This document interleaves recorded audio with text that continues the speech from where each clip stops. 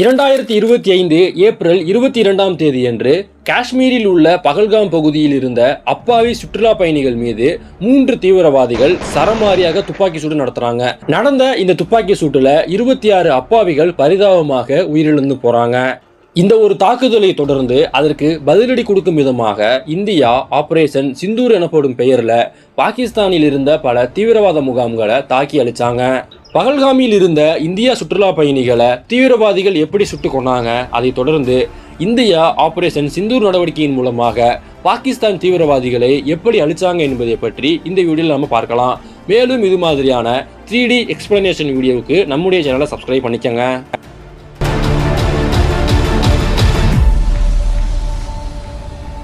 2025 April 22 Pahalgam பகுதியில் உள்ள மிக முக்கியமான ஒரு சுற்றுலா தலம் வைசரான் மெடவ். இந்த பகுதி முழுக்க பைன் ஃபாரஸ்டுகளால் சூழப்பட்ட ஒரு பகுதி. இந்த பகுதியில வழக்கம் போல சுற்றுலா பயணிகள் வந்திருக்காங்க. சரியாக ஏப்ரல் 22 மதியம் 2:25 மணி அளவில் அந்த பகுதிக்கு 3 தீவிரவாதிகள் வந்து அங்க இருந்த சுற்றுலா பயணிகளை சுட ஆரம்பிச்சிருக்காங்க. துப்பாக்கி சூடும் சத்தம் கேட்ட உடனே அங்க இருக்கிறவங்க பயந்து கொஞ்சம் கொஞ்சமாக அந்த இடத்தை விட்டு வெளியேற ஆரம்பிச்சிருக்காங்க. சரியா 20 நிமிடம் அமைதிக்கு பிறகு 2:45 அளவில் அங்க 3 தீவிரவாதிகள் வந்து அங்க இருந்த ஆண்களை மட்டும் பிடித்து, நீங்கள் ஹிந்துவா கிறிஸ்துவரா என கேட்டு இந்துக்களையும் கிறிஸ்துவர்களை மட்டும் சுட்டு கொண்டிருக்காங்க. இஸ்லாமியர்களை சுட கிடையாது. தீவிரவாதிகள் அங்க இருந்த ஆண்களை கொஞ்சம் கொஞ்சமாக சுட்டு கொள்றாங்க. அந்த சமயத்துல மற்ற சுற்றுலா பயணிகள் அங்க இருந்து பல இடங்கள்ல ஓடி ஒளிஞ்சுக்கிறாங்க. சில பேர் ஃபென்சஸ்க்கு பின்னாடி ஒளிஞ்சுக்கிறாங்க. சில பேர் தாழ்வான இடங்கள்ல படுத்து அவங்களுடைய உயிரை பாதுகாத்துக் கொள்றாங்க. 30 நிமிடங்கள் தீவிரவாதிகள் அங்கு இருந்த சுற்றுலா பயணிகள் மீது சரமாரியாக துப்பாக்கி சூடு நடத்துறாங்க. இதுல 26 பேர் கொல்லப்படுறாங்க. 3 மணி அளவில் அந்த 3 தீவிரவாதிகளும் தாக்குதலை நிறுத்திவிட்டு அருகே இருந்த பைன் ஃபாரஸ்டுக்குள்ள ஓடி அங்கிருந்து தப்பிச்சிடுறாங்க. இந்த தாக்குதல் நடந்து 40 நிமிடங்கள் கழித்து 3:40 மணி அளவில் இந்திய ராணுவம் அந்த பகுதிக்கு வந்து அங்க இருந்தவங்களை மீட்கிறாங்க. இதன் பிறகு இந்திய ராணுவம் அந்த பகுதியில சோதனையை மேற்கொள்றாங்க.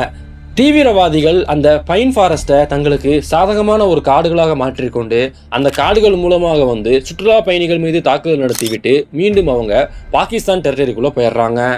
இந்த பயங்கரவாத தாக்குதலுக்கு பிறகு பாகிஸ்தானை தலைமையிடமாக கொண்டு செயல்பட்டு வரும் தீவிரவாத இயக்கமான லஷ்கர்-இ தொய்பா மற்றும் ஹிஸ்புல் முஜாஹிதீன் ஆகிய இயக்கத்தின் துணை அமைப்பான தி ரெசிஸ்டன்ஸ் ஃப்ரண்ட் எனப்படும் ஒரு தீவிரவாத இயக்கம் இந்த தாக்குதலுக்கு பொறுப்பேற்றுக் கொள்றாங்க. இதன் பிறகு இந்தியா தீவிரவாதிகளை அழிப்பதற்காக ஒரு ஆபரேஷனை மேற்கொள்றாங்க. அது operation Sindoor.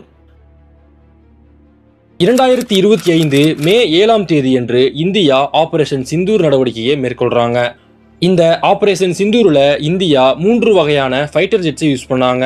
Sukhoi 30, Rafale, Mirage 2000 ஆகிய 3 வகையான ஜெட்ஸை யூஸ் பண்ணாங்க.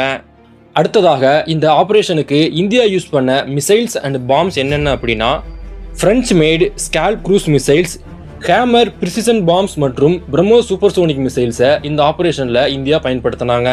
2025 மே 7ஆம் தேதியன்று நள்ளிரவில் இந்தியா ஆபரேஷன் சிந்தூரை தொடங்கினாங்க. இரவு 1:05 1:30 வரை சரியாக 25 நிமிடங்களில் இந்தியா 9 ஹை வேல்யூ டார்கெட்ஸை அட்டாக் பண்ணி அதை அழிச்சாங்க. இந்த ஆபரேஷன்ல இந்தியா பாகிஸ்தான் மற்றும் பாகிஸ்தான் ஆக்கிரமிப்பு காஷ்மீரில் இருக்கக்கூடிய 9 இடங்களை டார்கெட் பண்ணாங்க. பாகவல்பூர், மிரிக், டெராக்லான், சிலாகோட், பிம்பர், கால்டி, முசாராபாத், ராவலாகோட் ஆகிய 9 இடங்களை டார்கெட் பண்ணி இந்த ஆபரேஷன்ல அழிச்சாங்க. இந்த 9 இடங்களில் 2 இடத்தில் தீவிரவாத இயக்கங்களின் ஹெட் குவார்ட்டர்ஸ் என்பது இருந்தது. குறிப்பாக பாகவல்பூர்ல லக்ஷி முகமது தீவிரவாத இயக்கத்தின் ஹெட் குவார்ட்டர்ஸும், மிரிக்ல லக்ஷி தைபா தீவிரவாத இயக்கத்தின் ஹெட் குவார்ட்டர்ஸும் இருந்தது. இதையுமே இந்தியா இந்த ஆபரேஷன்ல தாக்கி அழிச்சாங்க. 2025 மே 7 இரவு சரியாக 1 மணி அளவில் ஹரியானாவில் உள்ள அம்பாலா ஏர்பேஸில் இருந்து ரஃபேல் போர் விமானங்கள் பாகிஸ்தானை நோக்கி புறப்பட்டது. இந்தியா பாகிஸ்தான் எல்லையில் இருந்து 100 கிலோமீட்டருக்கு உள்ளதாகவே, அதாவது இந்திய எல்லைக்குள் இருந்தே ரஃபேல் மூலமாக மிசைல்ஸை லான்ச் பண்ணாங்க. இந்த ரஃபேல் ஜெட்ஸ்ல இந்தியா பயன்படுத்திய மிசைல் என்னன்னா ஹேமர் பிரிசிஷன் பாம் கைடு. இதை வந்து யூஸ் பண்ணாங்க. இந்த ஹேமர் பாம்ஸ் டார்கெட்டை மிகவும் துல்லியமாக தாக்கி டார்கெட்டை அளித்தது. எதற்காக முதல்ல இந்தியா ரஃபேல் போர் விமானங்களையும் இந்த ஹேமர் பாம்ஸையும் பயன்படுத்தினாங்கன்னா, ரஃபேல் போர் விமானம் பாதி ஸ்டெல்த் டெக்னாலஜி கொண்டது. அவ்வளவு எளிதாக ரஃபேல் எந்த ஒரு ரேடார்லையுமே மாட்டாது. இது மட்டும் இல்லாமல் வேகமாக பறக்கக்கூடியது. இதனால இந்தியா இந்த மிஷனுக்கு ரஃபேல் ஜெட்ஸை யூஸ் பண்ணாங்க. அடுத்ததா எதற்காக ஹேமர் பாம்ஸ் யூஸ் பண்ணாங்கன்னா, இந்த ஹேமர் பாம்ஸ் கிட்டத்தட்ட பங்கர் பஸ்டர் மாதிரியே செயல்படும். ஒன்ஸ் ஹேமர் பாம்ஸை லான்ச் பண்ணிட்டாங்கன்னா 70 கிலோமீட்டர் டிஸ்டன்ஸ் இருக்கக்கூடிய டார்கெட்டை மிகவும் துல்லியமாக தாக்கி அளிக்கும். இதை எந்த ஒரு ஜாமர்ஸ் மூலமாகவும் ஜாம் பண்ண முடியாது. இது மட்டும் இல்லாமல் கான்கிரீட் வால்ஸை பெனட்ரேட் பண்ணிட்டு போயும் டார்கெட் அளிக்கும். அண்டர் கிரவுண்டில் இருக்கக்கூடிய டார்கெட்டையும் எளிதாக தாக்கி அளிக்க முடியும். இந்த ஹேமர் பாம்ஸை பயன்படுத்தி தான் ஜெய்சி முகமது மற்றும் லக்ஷி தைபா ஆகிய தீவிரவாத இயக்கங்களின் ஹெட் குவார்ட்டர்ஸை தாக்கி அளிச்சாங்க.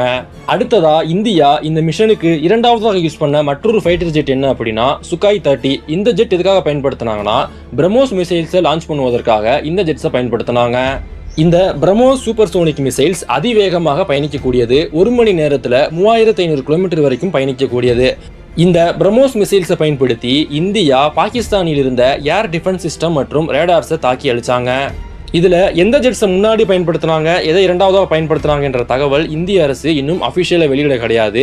கிடைத்த தகவலின்படி முதல்ல ரஃபேலும் அடுத்ததாக சுகாய் 30 பயன்படுத்தியிருக்காங்க. இந்த 2 ஜெட்ஸுக்கும் உதவியாக மிராஜ் 2000ஐயும் இந்த ஆபரேஷன்ல இந்தியா பயன்படுத்தியிருக்காங்க. இந்தியா ஒரு பக்கம் ஜெட்ஸ் அண்ட் மிசைல்ஸை பயன்படுத்தி டார்கெட் அடிச்சாங்க. மறுபுறத்துல காஷ்மீரில் இருந்த இந்திய ராணுவம் ட்ரோன்ஸை பயன்படுத்தி POKவில் இருந்த தீவிரவாத முகாம்களையும் தீவிரவாத தலைவர்களையுமே தாக்கி அடிச்சிருக்காங்க. அந்த ஆபரேஷனுக்கு இந்தியா காமிகாசி ட்ரோன்ஸை பயன்படுத்தினாங்க. இந்தியாவில் இருந்து ட்ரோன்ஸை லான்ச் பண்ண உடனே அது பாகிஸ்தான் டெரிட்டரிக்குள்ள போயிட்டு அங்கே சர்வலைன்ஸ் பண்ண ஆரம்பிச்சிருக்கு. அங்கே இருந்த முகாம்கள், அங்கே இருந்த ராணுவ தளவாடங்கள் என அனைத்தையுமே சர்வலைன்ஸ் பண்ணி அந்த இடத்துல சஸ்பெக்ட் இருந்தாங்கன்னா உடனடியாக அந்த ட்ரோன் மூலமாக அந்த இடத்த தாக்கி அடிச்சிருக்காங்க. இந்தியா இந்த ஆபரேஷன் சிந்தூரில் பாகிஸ்தானில் இருந்த 9 இடங்களை தாக்கி அளித்து பல தீவிரவாத தலைவர்களையும் பல தீவிரவாத முகாம்களையும் அடியோடு அழிச்சாங்க. இந்த ஒரு தாக்குதலை தொடர்ந்து பாகிஸ்தானும் இந்தியாவின் மீது அடுத்ததாக தாக்குதல் நடத்தினாங்க. அந்த தாக்குதல் அனைத்தையுமே இந்தியா வெற்றிகரமாக தடுத்து நிப்பாட்டினாங்க. இந்த ஆபரேஷன் சிந்தூரில் இந்தியா பாகிஸ்தானில் இருந்த ஏர் டிஃபென்ஸ் சிஸ்டத்தை எப்படியெல்லாம் அழிச்சாங்க, பாகிஸ்தான் இந்தியாவினுடைய 5 ரஃபேல் விமானங்களை சுட்டு வீழ்த்தி விட்டதாக சொன்னாங்களே, அதனுடைய உண்மைத்தன்மை என்ன என்பதையெல்லாம் பற்றி நம்ம அடுத்த ஒரு வீடியோவில் பார்க்கலாம். மேலும் இது மாதிரியான 3D அனிமேஷன் எக்ஸ்பிளனேஷன் வீடியோவுக்கு நம்முடைய சேனலை சப்ஸ்கிரைப் பண்ணிக்கோங்க. நன்றி.